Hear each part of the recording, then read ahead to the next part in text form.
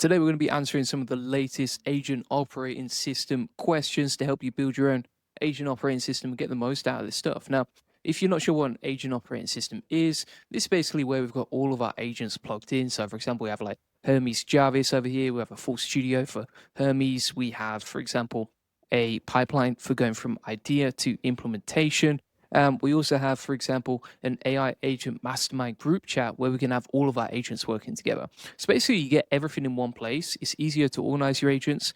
It's easier to build custom stuff. So, for example, like this morning, we've already built a new research tool into our SEO content pipeline so that we can check any website, see what they're ranking for recently, and then also see if there's any new keyword opportunities we could potentially go for. And then once we create the content and automate it with this system, we can deploy it to our website, as you can see right here. So it's a super powerful way for getting the most out of your AI agents, organize them together. I think this is the future in terms of how things will be built. And inside the AI Profit Boarding, what I do every single day is answer the questions in a tutorial like this so that I can help you as much as I can. Because I know, like, for example, if people have these questions inside our community, probably everyone who watches this sort of stuff has the same sort of questions, and we can all help learn and grow together. So we're going to get straight into this, and let's start having a look at what we've got of it. So James asking about the Agentic OS here. He said he's moved his primary agent and 25 workers from OpenClaw into Hermes. It was a lot of work, but they all seem to be online, which is pretty amazing. And he's using the Kanban board feature, which is this section over here, right? And what this means is you can like orchestrate teams of agents, multiple different profiles. You can have a swarm of agents working together, and then you can build and automate whatever you want. So for example, if we have a look at this Kanban board, you can see that we automated a blog post and a video fully edited using this whole system, and it works together super simple. So it's an easy way to like orchestrate your agents and get them working together. So let's see what questions we got here. Here's a question. So he's using an agent profile inside Jarvis. He pushes everything through it, and he sets everything up in Kanban, but it seems to like forget about stuff or get stuck in the blocker. So what you can actually do is, for example, we give this a new task here, and let's just test this out. So we're going to say like create an SEO keyword research report for topics around Agent OS. And we'll plug that into the system. So we'll add it in here. So now that should get triaged, and let's see how it performs. So you can see now the goal has been scoped. Everything's been scoped here. The research approach has been organized. Here's a deliverable format, etc. And then it's actually found an actionable for our content writer to start creating this. So now it's been put into the running section here, and we're good to go. Now, if anything gets stuck, there's two ways to do this. Like you could drag the task over to the to-do list, or you could actually comment on there as well. The other option that you have if something gets blocked is you can actually just speak to Hermes directly and say, hey, we set this up inside Kanban, but it's blocked. How do you fix it? And then you can get Kanban with Hermes synced together, and you can get Hermes to fix it. So 3 options on that. Option 1 is you can comment on the post. Option 2 is you can actually move the Kanban task.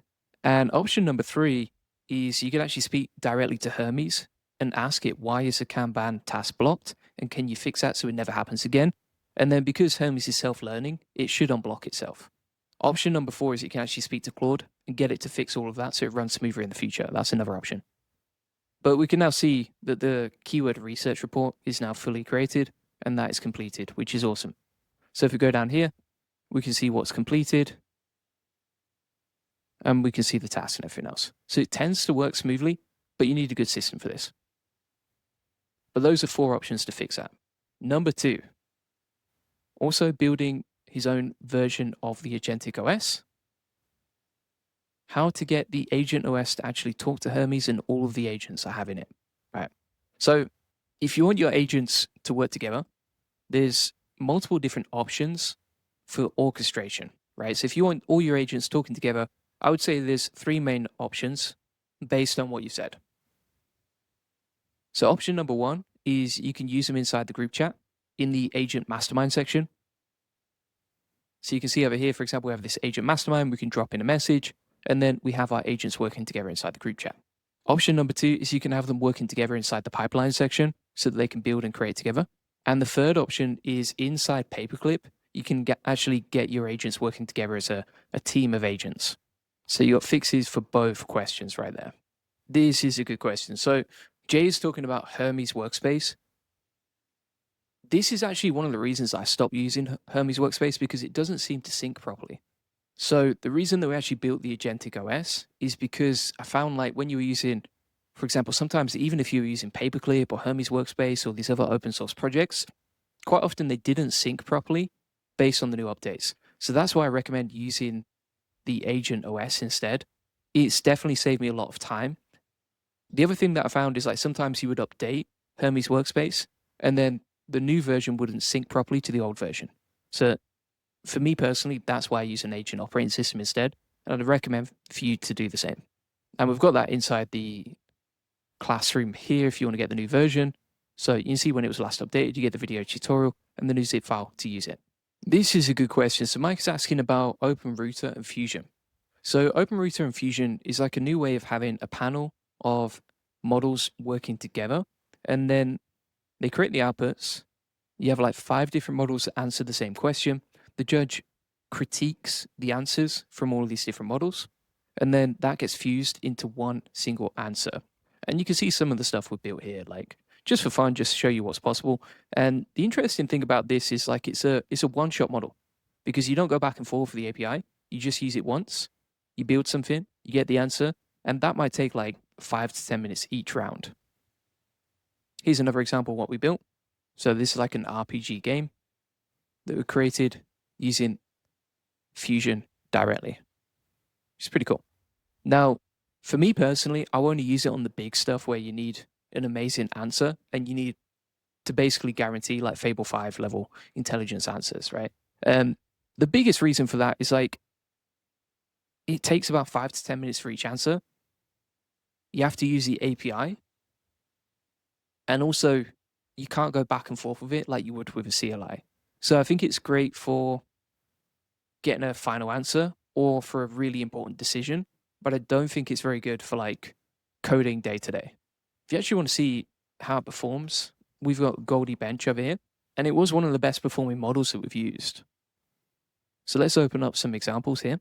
Like, created some pretty cool stuff, as you can see. And when I tested it on benchmarks, it tended to outperform other models using the same sort of prompts. So if we have a look over here, here's something else that we built with this system. And you can see, like, the graphics, the way this game plays, how smooth it is, etc. It looks really cool. But again, you would only use it for like big builds, or maybe like if you wanted to build a new feature into something, you need the best answer, and then you go back to using Claude, for example. So a question from Franz, he's actually building out an AI project, as you can see. And he asks, what are you running Hermes with? Is it your laptop? Is it a home server? Is it a VPS? For me personally, I run it locally just to keep it sandboxed away from everything. But there's a lot of people running it with a VPS. I've seen that as well. Now, sometimes people have like technical bugs with building this stuff out, as you can imagine. Like, it's quite an interesting system. So for example, like, we've got this game studio here where you can build stuff, and Ritz was struggling to set it up. So this might be based on the model. I can see, for example, you're talking about using Olama, but if Olama doesn't work for you properly, then you can just use a normal API or even a CLI inside that section. Now, if you want to fix that directly with the agent that set it up for you, you could ask them directly, okay, hey, can we change the model inside the game studio to, for example, Claude CLI or to Grok build CLI? That's the way that I would approach it. So if you don't want to use local models, or if the local models are not working for you, just switch the model to a CLI instead and speak to your agent that actually set up for you. Andrew was asking about, Atom London was asking about what's the best way to enforce output paths for Paperclip, right? So basically, where to put the stuff that you've created here. So you can see all this stuff that we've built with Paperclip, which is a way to orchestrate your agents as a team. So you can see, for example, we have a team of AI agents working together with Hermes, and then these all run as a team to build out cool stuff like you can see. Now, for this, if you are having issues with the outputs, if you use the skill MD file, and I've spoken to the agent that actually built this for you, any path you write in there is a suggestion, not a rule. What you can actually do instead is you can change the working directory in its runtime settings and then point it at the workspace you want. So you could use relative paths inside your skills, but you change the CWD, working directory, according to the agents. This is a good question from Douglas, who's like looking for a custom build of the agent OS that he can give to clients. So the way that I would set this up is you have all your CLIs that your client uses on the left-hand side, and then you have the agent orchestration section as well. And then what I would do is speak to the client. I'd actually remove these, these custom workflows over here, and just simplify it so much that the client only has the automations and the stuff they actually want. Because really the goal for the client is like to make it simple and as easy as possible to use this agent OS without them finding, loads of bugs or getting distracted or whatever. So for example, if you're looking for something that can track leads, or for example, the video content creation section, I would just build those in. The way that I would approach this personally is if you're building an agent OS system for your clients, simplify it as much as you can and just remove everything that they don't need and only build in what they do need. So for example, you could go to Claude with the zip file for this agent OS and be like, right, my client wants help with lead tracking and SEO. Can you build those features in? And then you would test them yourself, make sure they actually work, demo it to the client, make sure they sign off in it, and then from there you're good to go. The goal is to build something simple enough to be easy to use, but also match what they need on the customizations. Now, Sheena's been building out her own version of the agent OS. She's a member inside the AI Profit Boardroom. And basically what she's added is two interesting things here. So 2 upgrades. And basically what she's done is like taken the agent OS system that we have over here and then customize it exactly how we want, which I think is a fantastic way to use this. So the first customization is adding comfy UI inside there too, which means like, for example, you can generate videos locally. And then the other option is adding in GLM 5.2. So you can actually build the file, save it to the workspace, and it's good to go. Let's have a look at the video example here. She's running she's got LTX set up there. So that can generate videos. And then she's got this skill section here. So every time she creates something with GLM 5.2, she can use the skills inside the workspace to build cool stuff out. So for example, you could have a custom skill section here where you use that for landing pages, or for example, for generating emails, or, creating any tools. And you can see an example here where it actually uses the skills, which is pretty cool as well. So this is an example that's absolutely awesome for how you can customize the system. I really like the idea of like having skills for everything you build that are saved later so you can come back to it. It's kind of like a self-learning system that improves every time you use it. Great idea. Tempted to build something like this myself. Also, what I like is like you're sharing the video demo of how it works, which is really inspiring. Also, if you ever want to jump on if you're watching this, you want to jump on a call about this sort of stuff, we have a calendar inside the AI Profit Boardroom where you can jump on live calls, you can ask questions, you can meet the community. It's a great place to connect with people who are building similar stuff. Another question we got here is from Ritz. So they were asking like, what's the best model setup for the main Paperclip and Agent OS operation router? So I would say there's 2 options for this. The 2 that I've seen that are the best are Hermes and Claude. So if you don't want to use Claude, then I would go with Hermes and a free API or an OAuth login.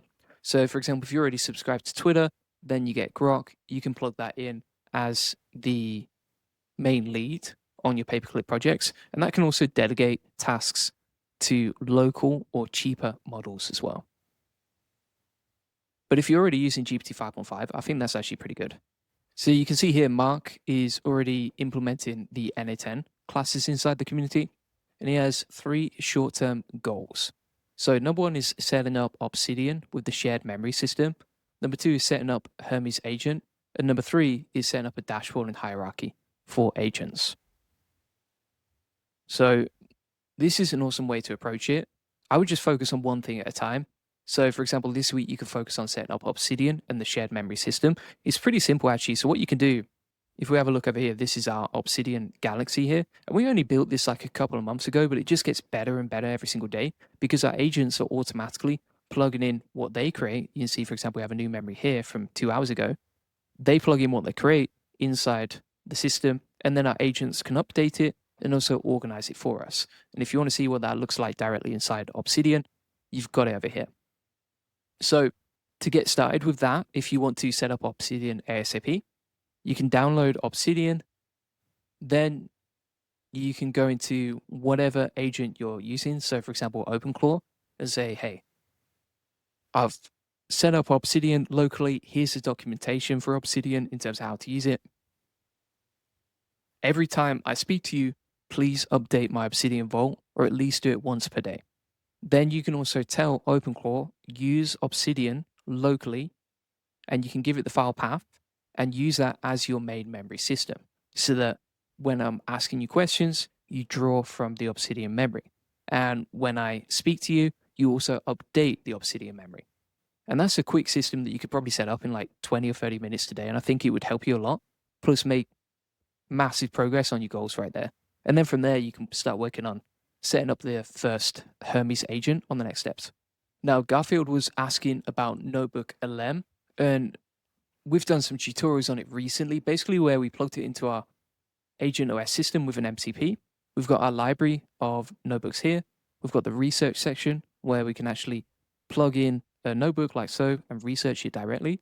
We have the chat, we have the studio where we can generate podcasts or videos or slide decks, whatever we want, directly inside this section. And then we also have the assets. So this is stuff we've actually generated. So for example, if we look at this, this is an infographic created with NotebookLM. We've got the full research report over here. And everything that we do inside NotebookLM can be plugged into our Agent OS system. So we actually have a tutorial on how to set that up over here. And then if you want the Agent OS setup, we've got it here with a video tutorial, the last update, and the zip file to use that system. So it's all inside these sections, as you can see. And I think that's it for all the questions. So if you want to ask me questions like this and I create a video tutorial for you, then you can post your questions inside the AI Profit Boardroom community. Link in the comments description, or go to the AIProfitBoardroom.com. If you want the full Agent OS setup that we have as well, you can grab that inside the classroom too over here. And this community is all about learning, growing, scaling with AI automation. You might say, okay, some of this stuff sounds technical.